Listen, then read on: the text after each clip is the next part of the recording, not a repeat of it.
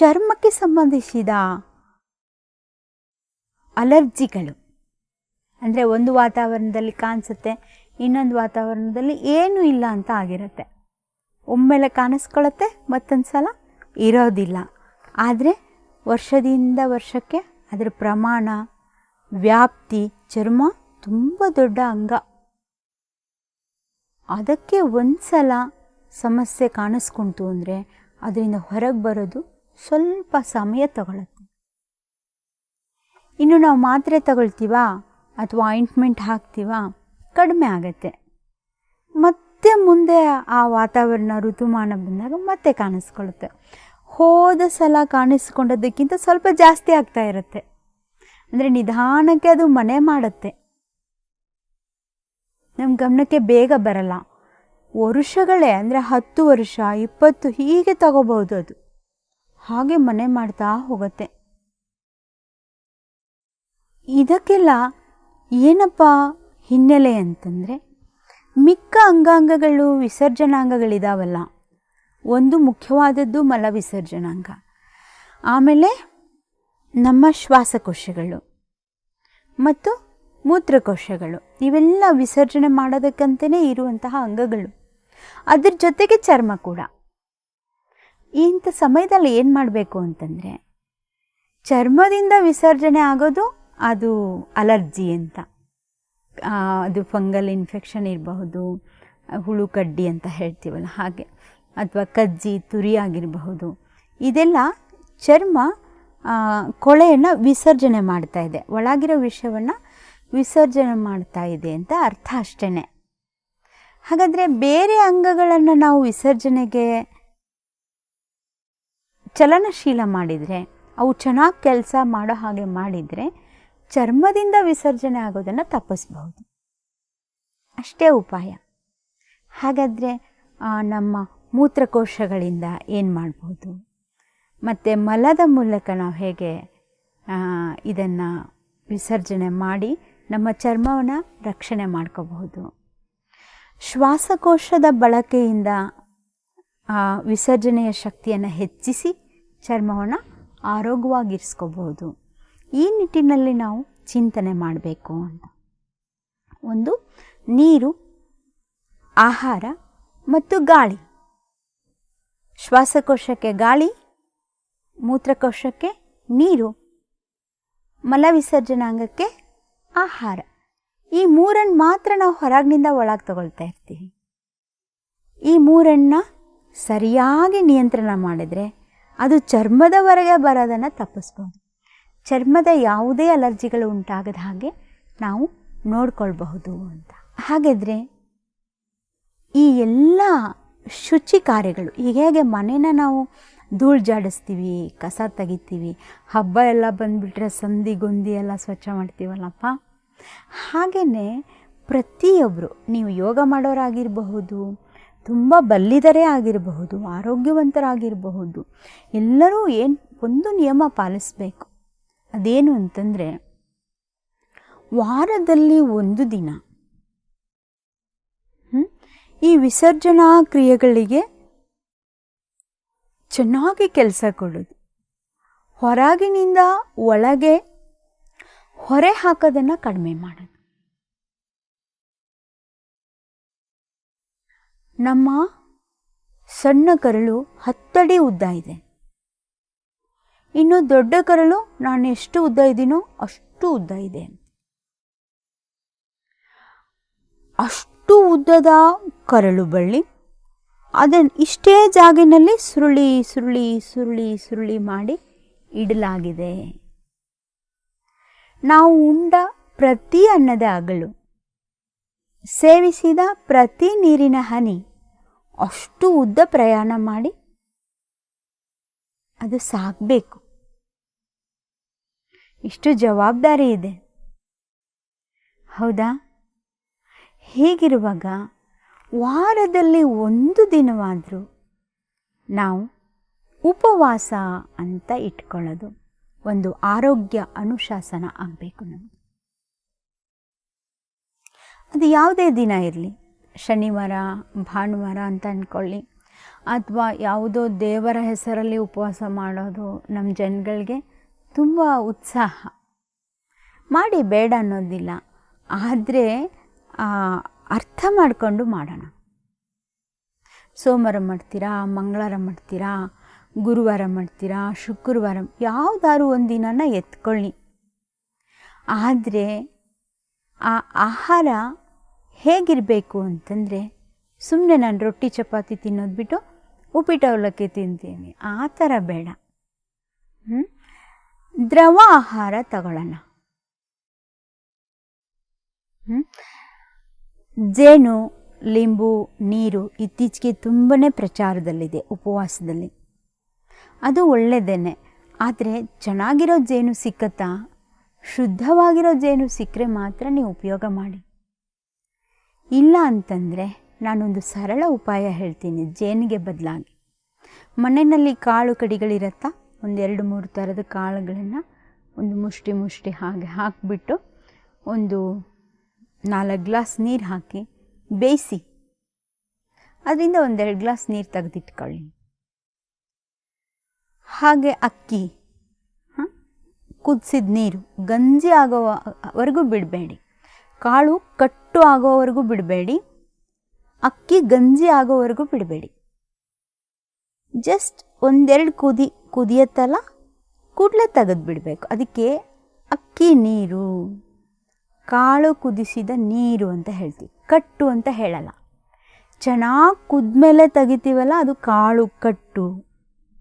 ಅಕ್ಕಿ ಚೆನ್ನಾಗಿ ಬೆಂದಮೇಲೆ ತೆಗಿತೀವಲ್ಲ ಅದನ್ನ ಅಕ್ಕಿ ಗಂಜಿ ಅಂತಾರೆ. ನಾನು ಹೇಳ್ತಾ ಇರೋದು ಉಪವಾಸಕ್ಕೆ ಕಟ್ಟು ಅಥವಾ ಗಂಜಿನ ನಾವು ಬಳಸಲ್ಲ, ಬರೀ ನೀರು ಬಳಸೋದು. 1-2 ಕುದಿ ಹೀಗೆ ಕುದೀತಾ ಇರಬೇಕಾದ್ರೆ ತೆಗೆದು ಬಿಡಬೇಕು, ಬೇಯೋಕ್ಕಿಂತ ಮುಂಚೆನೆ. ಹಾಗೆಯೇ ತರಕಾರಿ ಕುದಿಸಿದ ನೀರು, ಅದು ಚೆನ್ನಾಗಿ ಕುದ್ಬಿಟ್ರೆ ಸೂಪ್ ಅಂತ ಆಗತ್ತೆ.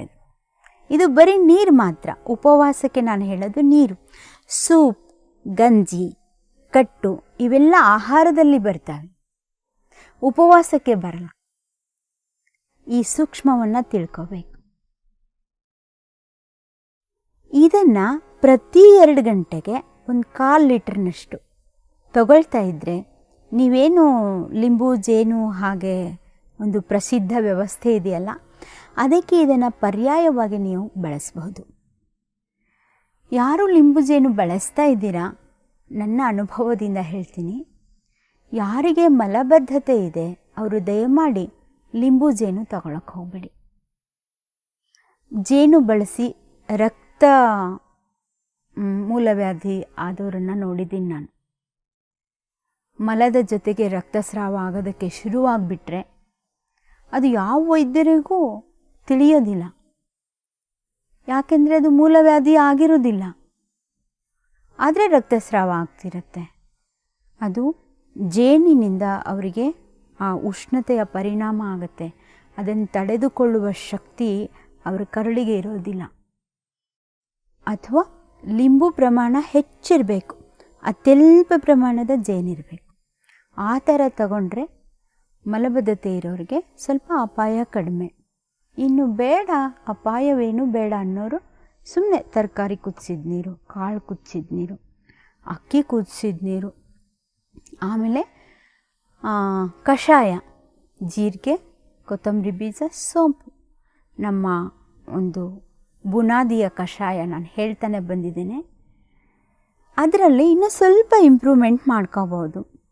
ಈ ಬೇಸಿಕ್ ಕಷಾಯ ಇದೆಯಲ್ಲಪ್ಪ, ಧನಿಯಾ 2 ಪ್ರಮಾಣ, 1 ಪ್ರಮಾಣ ಜೀರಿಗೆ, 1 ಪ್ರಮಾಣ ಸೋಂಪು, ಇದನ್ನು ಬಿಸಿಲಿಗಿಟ್ಬಿಟ್ಟು ಗರಿ ಆಗಿರುವಾಗ ಪುಡಿ ಮಾಡಿಟ್ಕೊಂಡು ಕಷಾಯ ಮಾಡ್ಕೊಳ್ತೀವಲ್ಲಪ್ಪ, ಅದಕ್ಕೆ ನಿಮ್ಮ ಪ್ರಕೃತಿ ಶೀತ ಪ್ರಕೃತಿ ಆಗಿದ್ದರೆ, ಅಂದರೆ ನಿಮಗೆ ಆ ಉಪವಾಸ ಮಾಡೋ ಸಮಯದಲ್ಲಿ ನೆಗಡಿ, ಕೆಮ್ಮು ಆ ಥರ ಇದ್ದರೆ ಸ್ವಲ್ಪ ಶುಂಠಿ ಸೇರಿಸ್ಕೊಳ್ಳಿ. 2 ಬೆರಳಲ್ಲಿ ಇಡಿಸೋಷ್ಟು ಶುಂಠಿ ಪುಡಿ ಹಾಕ್ಕೊಳ್ಳಿ, ಅಷ್ಟೇ ಸಾಕು. ಅಕಸ್ಮಾತ್ ನಿಮಗೆ ಜ್ವರ, ಮೈಕೈ ನೋವು ಹಾಗೆ ಇದ್ದರೆ 4 ಕಾಳು ಮೆಣಸು, ಕರಿ ಮೆಣಸನ್ನು ಚಚ್ಚಿ ಹಾಕಿಬಿಡಿ ಆ ಕಷಾಯಕ್ಕೆ. ಇನ್ನು ಅಜೀರ್ಣ, ಹೊಟ್ಟೆ ನೋವು ಹಾಗೆ ಇದ್ದರೆ ಅಜ್ವೈನ್, ಓಂ ಕಾಳು ಅಥವಾ ಓವಿನ ಕಾಳು ಅಂತ ಹೇಳ್ತಾರೆ, ಅದನ್ನು ಒಂದು 1/4 ಚಮಚೆಯಷ್ಟು ಆ ಕಷಾಯ ಪೌಡ್ರಿಗೆ ಸೇರಿಸ್ಬಿಟ್ಟು ಕಷಾಯ ಮಾಡ್ಕೊಂಡು ಕುಡೀರಿ. ಆದರೆ ನಿಯಮಿತವಾಗಿ ಇದೆಲ್ಲ ಹಾಕಬಾರ್ದು. ವರ್ಷದ ಎಲ್ಲ ಋತುಮಾನಗಳಲ್ಲಿ ಕುಡಿಯಬಹುದಾದ ಕಷಾಯ ಅಂತಂದರೆ ಧನಿಯಾ, ಜೀರಿಗೆ, ಸೋಂಪು ಇದೊಂದೇ. ಸಮಸ್ಯೆ ಇದ್ದಾಗ ಮಾತ್ರ ಶುಂಠಿನೋ ಮೆಣಸು ಕಾಳನ್ನೋ ಅಜ್ವಾಯಿನ್ನೋ ಹಾಕ್ಕೊಂಡು ನಾವು ಕುಡಿಬೇಕಷ್ಟೇ. ಇದನ್ನು ನೆನ್ಪಿಟ್ಕೊಳ್ಳಿ. ದಿನಕ್ಕೆ 2 ಹೊತ್ತು ಉಪವಾಸ ಇದ್ದಾಗ ಕಷಾಯ ಕುಡಿಬಹುದು. ಮಧ್ಯದಲ್ಲಿ 2 ಗಂಟೆಗೊಮ್ಮೆ ನೀರು, ಕಾಳು, ತರಕಾರಿ, ಅಕ್ಕಿ ಕುದಿಸಿದ ನೀರನ್ನು ಕುಡಿತಾ ಇರಬಹುದು. ಉಪವಾಸವಿದ್ದ ದಿನ ಒಂದು ಕೆಲಸ ಮಾಡಿ. ಏನಂತಂದರೆ, ಈ ಹಸಿ ತೆಂಗಿರುತ್ತಲ್ಲಪ್ಪ, ಆ ತೆಂಗನ್ನ ರುಬ್ಬಿಬಿಟ್ಟು ಸ್ವಲ್ಪ ಇಷ್ಟು ನೀರು ಹಾಕಿಬಿಟ್ಟು ರುಬ್ಬೋದು. ಅದನ್ನು ತೆಳ್ಳಗಿರೋ ಬಟ್ಟೆನಲ್ಲಿ ಹಾಕಿ ಹಾಲು ತೆಗಿಯೋದು. ಆ ಹಾಲಿಗೆ ಸಮ ಪ್ರಮಾಣ ಲಿಂಬೆ ರಸ ಬೆರೆಸ್ಬಿಟ್ಟು ನೆತ್ತಿಗೆ ಅದೆಷ್ಟು ಉಣ್ಣುತ್ತೋ ಅಷ್ಟು ಉಣಿಸೋದು. ಅದನ್ನು ಆ ತೆಂಗಿನ ಹಾಲನ್ನ ಉಣಿಸೋದು. ಹಾಗೆಯೇ ಮೈಗೆಲ್ಲ ಮಸಾಜ್ ಮಾಡ್ಕೊಳ್ಳೋದು. ಪ್ರಾರಂಭದ ದಿನಗಳಲ್ಲಿ 1 ತೆಂಗು ಸಾಕಾಗದೇ ಇರ್ಬೋದು, ನಿಮ್ಗೆ 2 ತೆಂಗು ಬೇಕಾಗ್ಬೋದು. ನಿಧಾನಕ್ಕೆ ಆ ಕುಡಿಯುವಿಕೆ, ಇದು ಇಂಗತ್ತೆ ಅಂತ ಹೇಳ್ತೀವಲ್ಲ ನಾವು, ಕುಡಿಯತ್ತೆ ಅಥವಾ ಉಣ್ಣತ್ತೆ ಅಂತ ಹೇಳ್ತೀವಲ್ಲ, ಆ ಉಣ್ಣುವಿಕೆ, ಇಂಗುವಿಕೆ, ಕುಡಿಯುವಿಕೆಯ ಪ್ರಮಾಣ ಕಡಿಮೆ ಆಗ್ತಾ ಬರುತ್ತೆ. ಈ ವಾರ ನಿಮಗೆ 2 ತೆಂಗು ಬೇಕಿದ್ರೆ ಮುಂದಿನ ವಾರ 1 ತೆಂಗು ಸಾಕಾಗ್ಬೋದು. ಅದರ ಮುಂದಿನ ವಾರ ನಿಮಗೆ ಅರ್ಧ ತೆಂಗು ಸಾಕಾಗ್ಬೋದು. ಅಂದರೆ ಅದು ಎಷ್ಟು ಉಣ್ಣುತ್ತೋ ಅಷ್ಟು ಉಣಿಸಿ ಚೆನ್ನಾಗಿ ಸ್ನೇಹನ ಮಸಾಜ್ ಮಾಡ್ಕೊಂಡ್ಬಿಟ್ಟು 1 ಗಂಟೆ ಹೂ ಬಿಸಿಲಲ್ಲಿ ಕೂತ್ಕೊಳ್ಳಿ. ಬೆಳಗಿನ 9 ಗಂಟೆಯವರೆಗೆ, ಸಂಜೆ 4 ಅಥವಾ 5 ಗಂಟೆಯ ನಂತರದ ಹೂ ಬಿಸಿಲಿನಲ್ಲಿ ಕೂತ್ಕೊಂಡು ಆ ಬಿಸಿಲು ಸ್ನಾನ ಮಾಡಿದ ನಂತರ ತಲೆಯಿಂದ ತಣ್ಣೀರು ಸ್ನಾನ ಮಾಡಬೇಕು, ಬಿಸಿ ನೀರು ಸ್ನಾನ ಅಲ್ಲ. ಇದರಿಂದ ಏನಾಗತ್ತಂದರೆ ನರಗಳೆಲ್ಲ ಕೂಲ್ ಡೌನ್, ಅವುಗಳ ತಾಪಮಾನ ಏನಾಗತ್ತಂದರೆ ಸಮತೋಲನ ಸ್ಥಿತಿಗೆ ಬರುತ್ತೆ. ದೇಹದ ಉಷ್ಣತೆ ಪೂರ್ಣ ಸಮತೋಲನಕ್ಕೆ ಬರುತ್ತೆ. ನರ ವ್ಯವಸ್ಥೆ ಯಾವ ತಾಪಮಾನದಲ್ಲಿ ಚೆನ್ನಾಗಿ ಕೆಲಸ ಮಾಡ್ಬೋದು ಅಂತಹ ಒಂದು ವಾತಾವರಣ ಶರೀರದಲ್ಲಿ ನಿರ್ಮಾಣ ಆಗುತ್ತೆ. ಇದರಿಂದ ವಯೋಮಾನಕ್ಕನುಗುಣವಾಗಿ ಬರುವಂತಹ ದೋಷಗಳು ಕಡಿಮೆ ಆಗ್ತಾ ಬರ್ತವೆ. ಇಲ್ಲಿ ಆರೋಗ್ಯ ಸೂತ್ರದ ಜೊತೆಗೆ ಇಲ್ಲಿ ಒಂದು ಪುಸ್ತಕ ಇದೆ, ಆರೋಗ್ಯ ಪ್ರಭೆ. ಇದು ಆರೋಗ್ಯ ಪ್ರಭೆ. ಇದರಲ್ಲಿ ನಾನೇನು ಹೇಳಿದ್ದೀನಿ ಅಂತಂದರೆ, ಪ್ರತಿ ಸಮಸ್ಯೆಗೆ ಒಂದು 16 ನಿಯಮಗಳನ್ನು ತಿಳಿಸಿದ್ದೇನೆ, ಇಲ್ಲಿ ಲಿಸ್ಟ್ ಮಾಡಿದ್ದೇನೆ. ಆ 10 ನಿಯಮಗಳಲ್ಲಿ ನೀವು 4 ನಿಯಮ ಪಾಲಿಸಿದ್ರೂ ಕೂಡ ನಿಮಗೆ 100ಕ್ಕೆ 80ರಷ್ಟು ಸಮಸ್ಯೆ ಪರಿಹಾರ ಆಗುತ್ತೆ. ಬರೀ ನಿಯಮಗಳಿಂದಲೇ ಪರಿಹಾರ ಆಗುತ್ತೆ. ಆಮೇಲೆ 10ರಷ್ಟು ಔಷಧಿ, ಇನ್ನು 10ರಷ್ಟು ಯೋಗ ಧ್ಯಾನ. ಹಾಗೆ ಈ ಪುಸ್ತಕ ನಿಮಗೆ ಸವಾಲು ಮಾಡುತ್ತೆ. ಇದನ್ನು ಹೆಚ್ಚಿನ ಮಾಹಿತಿಗಾಗಿ ಓದಿ. ಧನ್ಯವಾದಗಳು. ಮತ್ತೆ ಸಿಗೋಣ. ಎಲ್ಲರಿಗೂ ಶರಣಾರ್ಥಿಗಳು.